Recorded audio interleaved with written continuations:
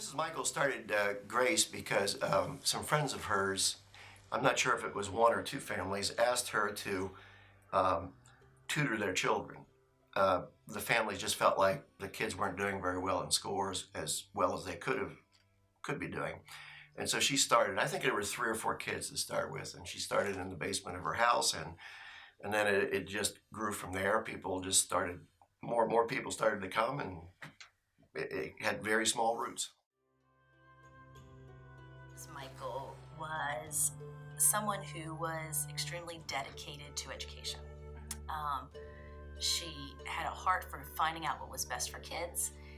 She wanted a Christian environment for students, and she wanted to offer something possibly that the public schools didn't offer at that time. So hence why my parents were looking for a school back when I was going into 3rd grade.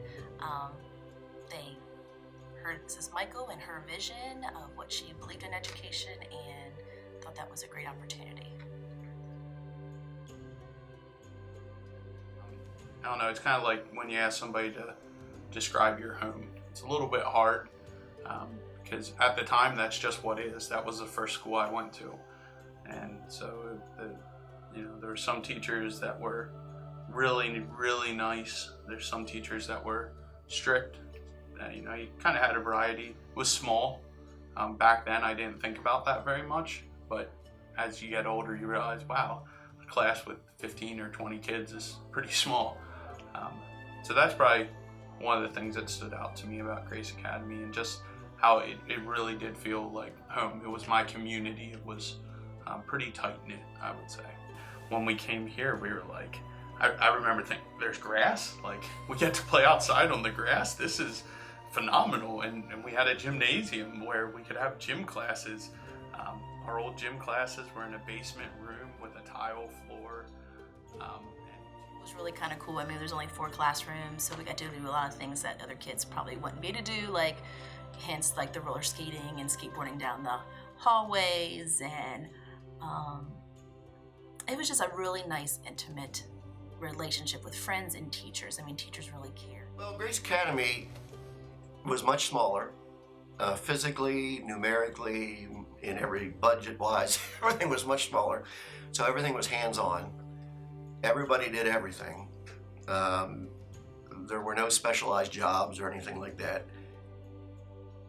But there's something at the core that makes it seem like home and family.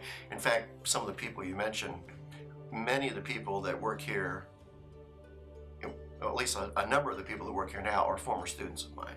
So that certainly helps give it a feeling of home and family, yes. It has been an extremely meaningful learning experience to see the ins and outs of what it means to be a principal and get to know the school. And in some ways, the last level that I haven't known at it. I've known as a student, as a coach, as a teacher, as a lead teacher, and now as a principal. So I've seen a lot of different views of the school. And once again, it still feels like home, still feels like a community, just different perspectives. Think of a job. I want to go to a place that's going to better me as a person, where I'm going to feel like I matter and there's an importance. And just nothing had changed. I came back to a family who opened their arms and accepted me back as an adult, just as much as they did when they were a kid. And this is the best atmosphere to ever teach in. I love everyone who works here. They're so supportive and encouraging. If I would ever need anything, I know I could count, even as Grace Academy as a family. They would help me.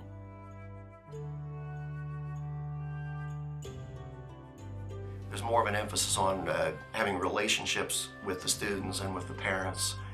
Not that we didn't have relationships in the past, but I think the priority now is on the relationship rather than on the rules.